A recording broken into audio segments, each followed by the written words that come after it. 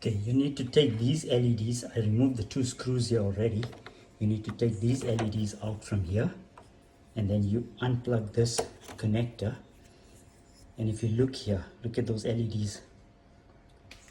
And look in there, that's where the tube where the LEDs shine into.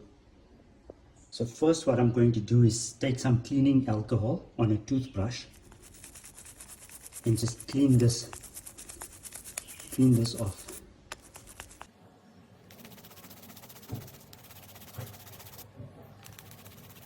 I'm using a Dremel with a flat grinding disc on it. Well, grinding stone. So this is what it looks like after I've finished with it.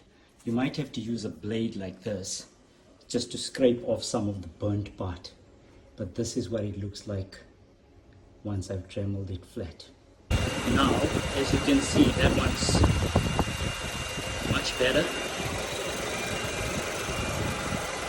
And this one's all good.